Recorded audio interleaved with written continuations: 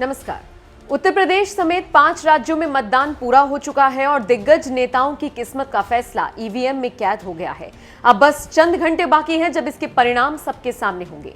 10 मार्च को नतीजे आएंगे जो बताएंगे कि आखिर इन राज्यों में किसकी सरकार बनने जा रही है। नतीजों से पहले तमाम न्यूज चैनल्स ने एग्जिट पोल्स कराए हैं जो ये बता रही हैं कि यूपी, गोवा और मणिपुर में बीजेपी आगे दिख रही है, जबकि उत्तराखंड में कांग्रेस और पंजाब में आम आदमी पार्टी इस रेस में आगे दौड़ रही है।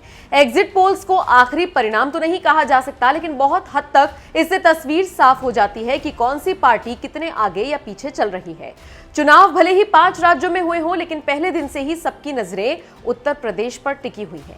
इस राज्य की सत्ता में कौन काबिज होगा, ये जानने के लिए पूरे देश की जनता बेताब है। यूपी के एग्जिट पोल्स बीजेपी के सत्ता में लौटने के संकेत दे रही हैं। हालांकि अखिलेश की सपा भी कड़ी टक्कर देती हुई नजर आ रही है।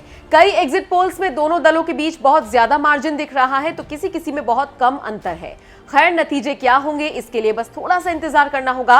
हालांकि सामने आए एग्जिट पोल्स को लेकर बीजेपी नेता बेहद खुश दिख रही हैं। उन्होंने एग्जिट पोल्स के आधार पर जश्न मनाना भी शुरू कर दिया है। इसी कड़ी में सपा से बीजेपी में आई अपर्णा यादव ने भी अपनी खुशी का इजहार किया। एग्जिट पोल सामने आने के बाद अपर्णा गदगद नजर आई। अपर्णा ने ट्विटर पर लिखा, जय भाजपा तय भाजपा। इसके साथ BJP winning UP, BJP again जैसे हैशटैग्स का इस्तेमाल भी अपर्णा ने अपने ट्वीट में किया है।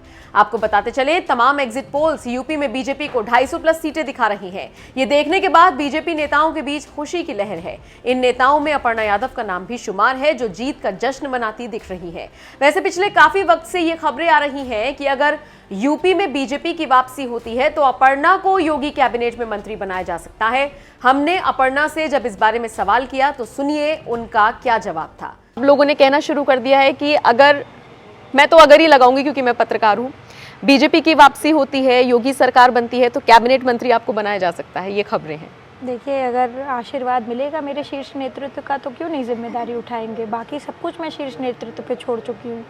जैसा वो कहेंगे वो कर रही हूँ। अभी उन्होंने जो जिम्मेदारी जिलों की दी है मुझे प्रचार करने की, प्रसार करने की, वो मैं कर रही हूँ। मैं पूर्ण निष्ठा के साथ अपनी पार्टी के साथ हूँ। सपा में रहते हुए भी आप जनता की सेवा कर सकती थी। सिर्फ विचारधारा ही एक मकसद था या फिर एक होता है ना अपर्णा कि मैं भी कहीं जाऊंगी तो एक उम्मीद के साथ जाऊंगी। कोई भी जाएगा आगे स्विच करेगा, एक उम्मीद के साथ करेगा। क्या उम्मीद थी? वो उम्मीद टूटी। राष्ट्र से बड़ी उम्मीद हो सकती है किसी भी युवा के लिए। आपके लिए कोई इरादा नहीं था कि मुझे भी किसी सीट से टिकट मिले? पहनने के लिए कपड़ा है, खाने के लिए रोटी है और अपर्णा यादव को सेवा करनी थी। मैं वहाँ भी कर रही थी क्योंकि यहाँ पे राष्ट्र की बात थी, इसलिए मैं यहाँ आ गई। Simple is the theory. तो देखा आपने, अपर्णा शीर्ष नेतृत्व द्वारा इस जिम्मेदारी को लेने के लिए तैयार दिख रही है।